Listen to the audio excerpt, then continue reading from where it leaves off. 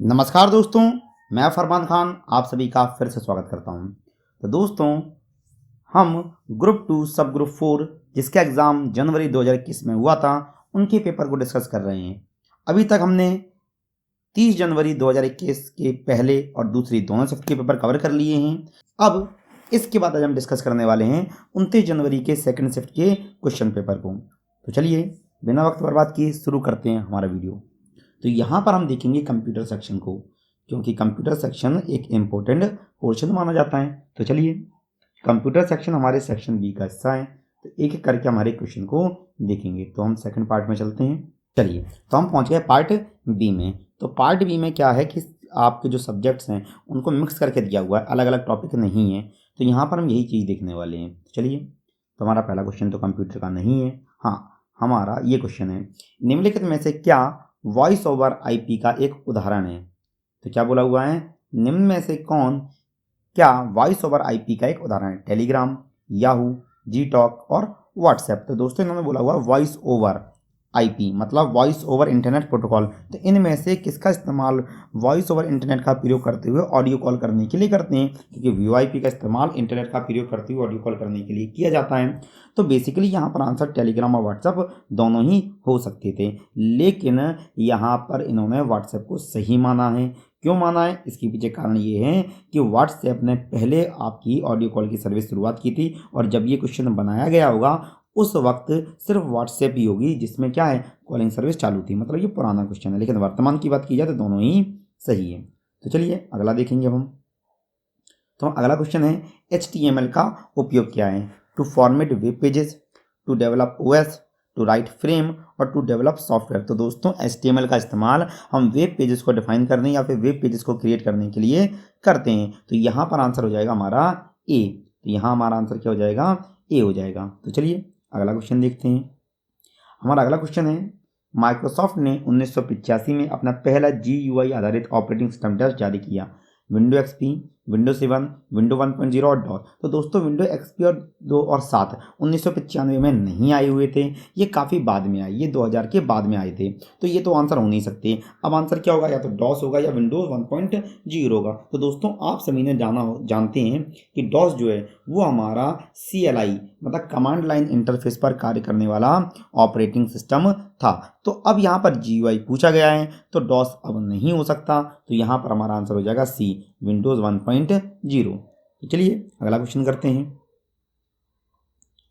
हमारा अगला क्वेश्चन है, डैश आउटलुक विंडो के बाईं ओर दिखाई देता है, जिसमें मेल, कैलेंडर, संपर्क कार्य और नोट्स हैं। तो क्या बोला, बाईं ओर। तो यहाँ अगर हम देखें तो स्क्रीन के ये हमारा राइट साइड है और ये हमारा लेफ्ट साइड है। तो यहाँ पर अगर हम बात करते हैं तो जो नेविगेशन पेन्स होते हैं, चाहे आप वर्ड चलाइए, चाहे आप एक्सेल चलाइए, चाहे आप पावर पॉइंट चलाइए, जो नेविगेशन पेन्स होते हैं वो हमेशा कहाँ दिखाई जाते हैं, स्क्रीन के लेफ्ट साइड। तो यहाँ पर आंसर हो जाएगा ए। तो चलिए अगला क्वेश्चन करेंगे हम। हमारा अगला क्वेश्चन है, PC, बिजनेस डेस्कटॉप, लैपटॉप और सर्वर के लिए किस विंडो का उपयोग किया जाता है। विंडो 2000, विंडो 7, विंडो XP और विंडो 3। तो दोस्तों उन्होंने क्या बोला हुआ है कि पर्सनल कंप्यूटर के लिए भी, लैपटॉप के लिए भी और सर्वर के लिए भी। तो दोस्तों सर्वर की बात की गई, अगर यहाँ देखा जाए जो आंसर लगा हुआ है वो लगा हुआ सर्वर के अकॉर्डिंग। क्यों, क्योंकि सर्वर के लिए बनाया था विंडो 2000। अब विंडो 2000 जब बनाया गया तो इसे सर्वर और पर्सनल कंप्यूटर दोनों पर ही कार्य करने के लिए डेवलप किया गया था, इसलिए यहाँ पर ए आंसर को सही माना गया है। तो यहाँ पर हमारा आंसर हो जाएगा ए। तो चलिए अगला देखेंगे। एक डैश वर्ल्ड वाइड वेब पर जानकारी का एकल पृष्ठ है, web page, doc page, home page और टाइटल पेज। तो अगर हम एक सिंगल पेज की बात कर रहे हो तो इसे हम क्या, वर्ल्ड वाइड वेब पर जो सिंगल पेज होता है उसे हम क्या कहेंगे, वेब पेज कहेंगे। तो यहाँ पर भी हमारा आंसर हो जाएगा ए। तो चलिए अगला देखते हैं। अगला एक शॉर्टकट की है, शिफ्ट प्लस F9 का इस्तेमाल का कार्य क्या है। सभी खुली वर्कबुक में सभी वर्कशीट की गणना करता है। दूसरा, कैलकुलेट एक्टिव या selected worksheet in the active workbook. तीसरा, full calculation of all the cell in just the active workbook. और नंबर 4, फुल रिकैलकुलेशन। तो दोस्तों शिफ्ट प्लस F9 का इस्तेमाल वर्कबुक में सभी वर्कशीट को कैलकुलेट करने के लिए किया जाता है। वर्कबुक में सभी वर्कशीटों को कैलकुलेट करने के लिए किया जाता है। तो एक वर्कबुक में जितनी वर्कशीटें खुली हुई हैं, तो यहाँ पर बात हो जाती है बी। जबकि यहाँ क्या बोला हुआ, सभी खुली वर्कबुक में, मतलब जितनी भी वर्कबुक खुली हुई है। जबकि ये काम किस लिए करती हैं, जो वर्कबुक खुली हुई थी उसकी सभी वर्कशीटों को कैलकुलेट करेगा। तो आंसर लगाएंगे हम बी। तो चलिए अगला देखते हैं, इनमें से कौन सा वर्तमान में लोकप्रिय यूएसबी फ्लैश ड्राइव पोर्टेबल उदाहरण है। तो नाम नहीं बोला गया है, यूएसबी फ्लैश ड्राइव, और हम सभी जानते हैं कि यूएसबी फ्लैश ड्राइव के बारे में बात की जाए तो हम लगाते हैं पेन ड्राइव। तो आंसर हो जाएगा डी। तो चलिए अगला देखते हैं, यदि आपको अपनी वर्कशीट पर एक शब्द के समान अर्थ वाले शब्द को खोजने की आवश्यकता है तो हम किस टूल का उपयोग कर सकते हैं। तो यहाँ पर क्या बोला हुआ है, एक शब्द के समान अर्थ वाले। तो एक शब्द के समान अर्थ वाले का मतलब होता है समानार्थी शब्द, और समानार्थी शब्द के लिए हम वर्ड एक्सेल में इस्तेमाल करते हैं थिएसर्स का। तो आंसर हो जाएगा ए। अब दोस्तों थिएसर्स की शॉर्टकट की क्या होती है, अगर आपको पता है तो मुझे जल्दी से कमेंट में बता दीजिए। तो चलिए अगला क्वेश्चन देखते हैं,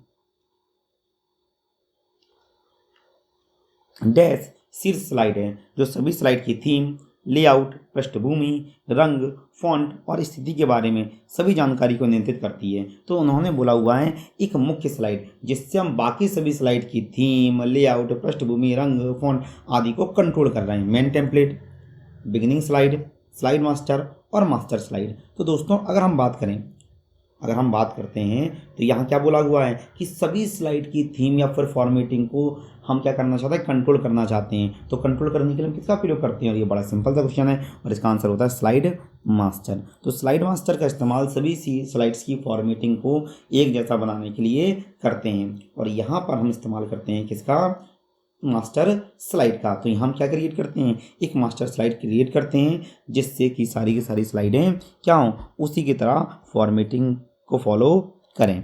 तो चलिए अगला देखेंगे हम,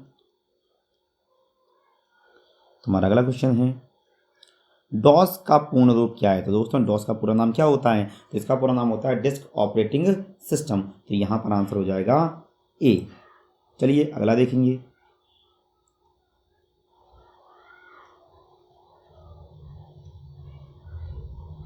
अगला हमारा है कंट्रोल प्लस यू का कार्य क्या होता है। तो दोस्तों कंट्रोल प्लस यू का इस्तेमाल होता है टेक्स्ट को अंडरलाइन करने के लिए। तो यहाँ पर आंसर हो जाएगा सी।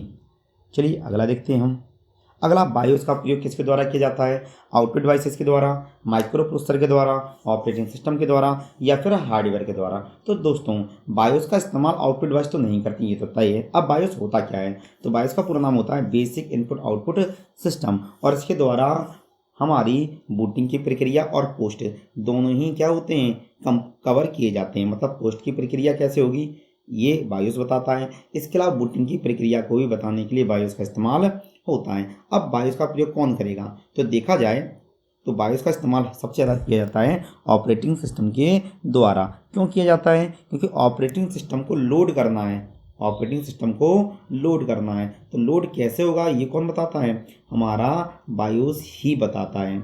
बायोस ही हमें ये बताएगा कि आखिरकार ओएस को किस तरह से लोड किया जाना, क्योंकि बूटिंग की प्रक्रिया यही तो होती है, ऑपरेटिंग सिस्टम को हार्ड डिस्क से रैम में लेकर आने की प्रक्रिया। तो इसीलिए यहाँ पर आंसर माना गया सी, ऑपरेटिंग सिस्टम। तो चलिए अगला देखते हैं हम, तो हमारा अगला क्वेश्चन है, एक डैश एक धुंधली पृष्ठभूमि छवि है जो पाठ के पीछे प्रदर्शित होती है। इसका उपयोग किसी दस्तावेज की स्थिति या कंपनी के प्रतीक को इंगित करने या कलात्मक दर्शाने के लिए किया जाता है। तो दोस्तों यहाँ बस यही वर्ड आप पकड़ लीजिए, एक धुंधली पृष्ठभूमि छवि, फेडेड बैकग्राउंड इमेज, जो पाठ के पीछे प्रदर्शित होती है। बस हम सभी जानते हैं कि किसी भी टेक्स्ट के पिछले हिस्से में दिखने वाली हल्की धुंधली टेक्स्ट या फिर इमेज क्या कहलाती है, तो उसे हम बोलते हैं वाटर मार्क। तो यहाँ पर हमारा आंसर हो जाएगा ए, वाटर मार्क। तो चलिए अगला देखते हैं,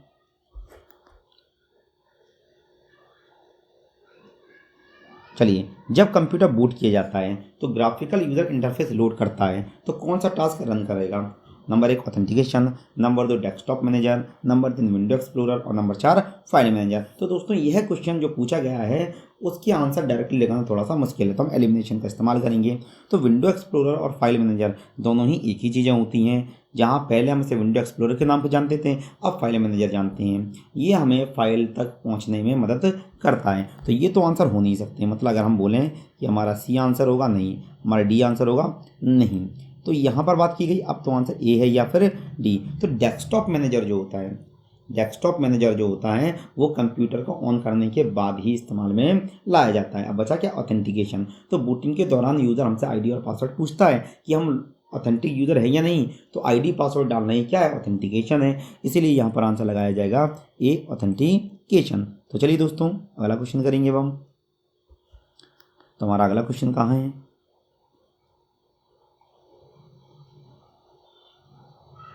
चलिए अगला हमारा क्वेश्चन है, डैश टूल का उपयोग एक ही समय में आपकी पूरी टीम के कैलेंडर देखने के लिए किया जाता है। दोस्तों यह एमएस आउटलुक का एक क्वेश्चन है जो कि लगातार हर पेपर में पूछा गया है। तो यहाँ क्या दिया हुआ है, daily task list, scheduling assistant, share calendar और ओपन कैलेंडर। क्या बोला हुआ है, डैश एक टूल का उपयोग एक ही समय में आपकी पूरी टीम के कैलेंडर, मतलब हम पूरी टीम के कैलेंडर को देखना चाह रहे हैं, तो हम क्या करेंगे, सबका शेड्यूल चेक करेंगे और उसके लिए हम इस्तेमाल करते हैं शेड्यूलिंग असिस्टेंट का। हम किसका इस्तेमाल करेंगे, शेड्यूलिंग असिस्टेंट का। डेली टास्क लिस्ट या फिर शेयर कैलेंडर इस्तेमाल नहीं करते। तो चलिए दोस्तों अगला देखते हैं, हमारा अगला क्वेश्चन क्या है। चलिए सम फंक्शन का एमएस एक्सेल में उपयोग क्या है। तो दोस्तों हम सभी जानते हैं कि सम का इस्तेमाल किया जाता है कि ब्रैकेट में जो भी सेल रेंज दी गई है उनकी वैल्यू को ऐड करना, मतलब योग निकालना। तो आंसर हो जाएगा सी। तो चलिए अगला देखते हैं,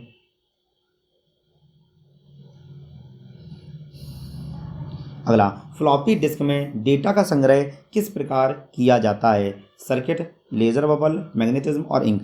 दोस्तों हम सभी जानते हैं कि जो फ्लॉपी डिस्क होती है वो एक प्रकार की मैग्नेटिक मेमोरी है, और मैग्नेटिक मेमोरी है तो डेटा स्टोर करने के लिए मैग्नेटिज्म का इस्तेमाल ही किया जाएगा। तो यहाँ पर आंसर हो जाएगा हमारा सी। तो चलिए अगला देखेंगे, अगला है हमारा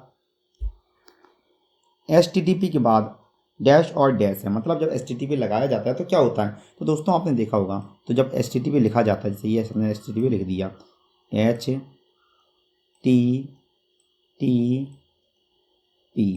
तो जैसे ये HTTP लिखा हुआ है, अब इस HTTP लिखने के बाद अगर हम ध्यान दें, HTTP हमने लिख दिया, तो यहाँ पर क्या होगा, यहाँ पर दो बिंदी लगी रहती हैं। क्या लगी रहती हैं, बिंदी, जिसे हम क्या बोलते हैं, कॉलन्स कहते हैं। तो डॉट्स तो नहीं बोलेंगे, तो ए तो आंसर और बी आंसर तो हो नहीं सकता। अब कॉलन का इस्तेमाल केवल एक ही जगह किया गया है, डी में। अब इसके बाद क्या लगा होता है, ये लगे होते हमारे फॉरवर्ड स्लैशेस। किसका इस्तेमाल किया जाता है, फॉरवर्ड स्लैशेस का। तो यहाँ पर आंसर हो जाता है डी। तो चलिए दोस्तों अगला देखेंगे हम,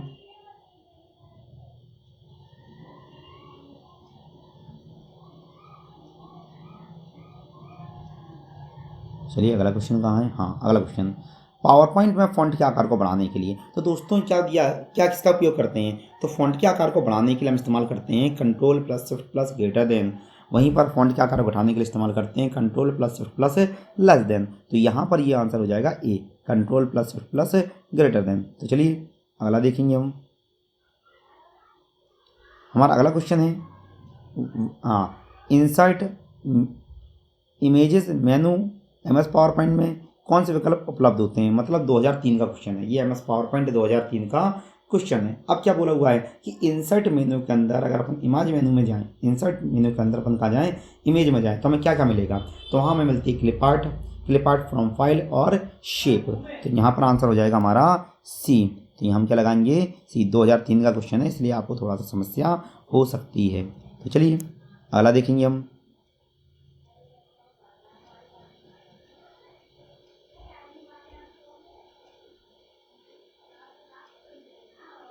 चलिए ये क्वेश्चन भी हमारा एक्सेल का ही है, सॉरी हमारा आउटलुक का है। डैश स्टाइल एक कॉम्पैक्ट कैलेंडर बनाता है जो आपके दैनिक कैलेंडर, आपकी कार्यसूची और आपके साप्ताहिक कैलेंडर को दर्शाता है। तो weekly calendar, weekly agenda, daily और ट्राइफोल्ड। तो यहाँ क्या बोला हुआ है, हम दैनिक कैलेंडर की बात कर रहे हैं, हम आपकी कार्यसूची की बात कर रहे हैं और हमारे साप्ताहिक कैलेंडर, मतलब हम एक ट्राईफोल्ड क्रिएट करना चाहते हैं। तो यहाँ पर आंसर हो जाएगा ट्राईफोल्ड। तो यहाँ अब हम बात करेंगे हमारे अगले क्वेश्चन की, जो कहाँ है। चलिए अगला, एक्टिव एमएस वर्ड डॉक्यूमेंट को बंद करने के लिए। तो हम एमएस वर्ड डॉक्यूमेंट बंद करना चाहते हैं, ध्यान रखिए क्या वर्ड डॉक्यूमेंट बंद करना है। चलिए Alt + F4, तो ये क्या कर देगा, डॉक्यूमेंट बंद नहीं करेगा, पूरे एमएस ऑफिस को बंद कर देगा। तो ये आंसर नहीं होगा। Shift + F5 इस्तेमाल नहीं होता।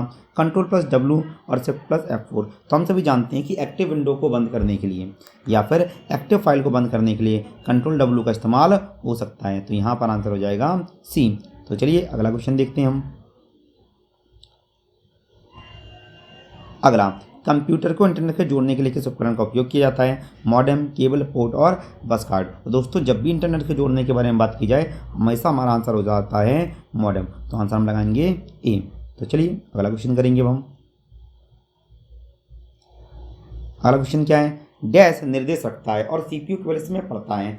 तो अब कौन निर्देशों को रखता है, डेटा कैश, रैम, रोम और इंस्ट्रक्शन कैश। तो दोस्तों यहाँ पर पहली बात क्या गई है, सीपीयू पढ़ रहा है। तो पहली बात तो रैम और रोम के साथ तो ये चीज़ नहीं होगी कि डाटा यहाँ से क्या हो, सीपीयू डायरेक्टली नहीं लेता, डायरेक्टली लेता है कैश और रजिस्टर के थ्रू। अब क्या है, केवल क्या बोला हुआ, निर्देशों को रखना। तो डेटा कैश डेटा को रखते हैं और इंस्ट्रक्शन कैश निर्देशों को रखेंगे। तो यहाँ पर आंसर हो जाएगा हमारा डी। तो चलिए अगला क्वेश्चन करते हैं हम।